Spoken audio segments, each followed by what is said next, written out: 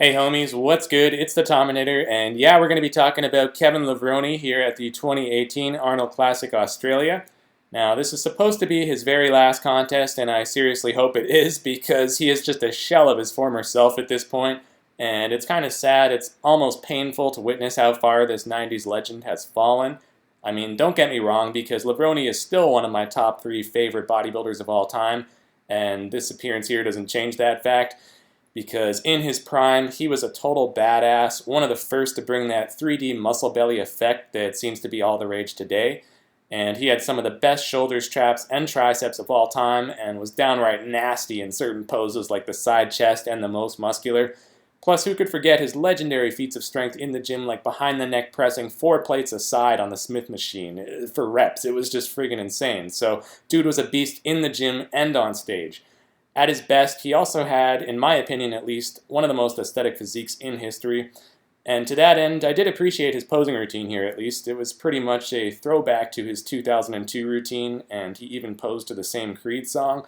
So it was a nice swan song in that sense for one of the all-time greats, but unfortunately, in terms of the physique itself, I think it's pretty clear his glory days are well behind him. I mean, the legs are long gone. They had no size or sweep here whatsoever, not even really much definition either. And his midsection was bigger and more bloated looking than I'd ever seen it. So pretty much the only saving graces were that his shoulders and arms still looked pretty good, and he still had some good thickness through the chest and upper traps. So yeah, he was definitely bigger here than at the 2016 Mr. Olympia, but overall I preferred him there because his conditioning was better. He just did not look contest ready here at all, especially from the rear. Now, I do give him props for getting back into it after such a long layoff, and especially at his age, and I'm sure that he inspired many people regardless of how he placed, so kudos to him for that. Plus, it was likely a good marketing move for his supplement lines, so I'm not sure if that was the major motivation here, but no doubt he's had a ton of success on social media, building hype for this comeback and everything, so as a business move, it was probably pretty smart. But in terms of his competitive career and legacy, getting back on stage well after the age of 50 obviously wasn't the best idea. To be honest, I'm not really too surprised, though, at what we saw here. I don't know why anyone realistically thought the wheels would come back when they were already falling off the wagon, like literally 20 years ago.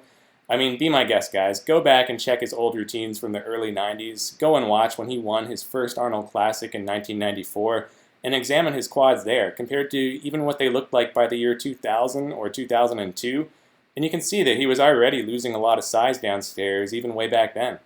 And certainly by 2003, his last Olympia before he initially retired, his physique was clearly on the decline, and that was reflected in his 6th place finish. So yes, it was a disappointing appearance here in 2018 because a lot of people, I guess, were expecting him to make some major improvements with a full year and a half of heavy training under his belt. But unfortunately, you simply can't bounce back at his age. So we were never going to see a vintage Kevin Levrone. At best, what we have here is maybe a 50 to 60% Kevin Levrone. But you know what? That's okay. It's okay because, as far as I'm concerned, he's already cemented his legacy.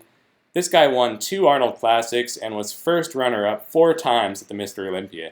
He even held the record for most pro wins for a while there before Ronnie Coleman and later Dexter Jackson eventually overtook him. So those are achievements that no one can take away from the guy. And that's why I'm not too concerned that this will really tarnish his legacy all that much, because any true fans of the Maryland Muscle Machine will remember him for his best days, not his last days. So that's all for this one. Thank you for watching. Feel free to leave a like and subscribe for more bodybuilding commentary and analysis. And until next time, I'm the Tominator, signing off, and I'll be back.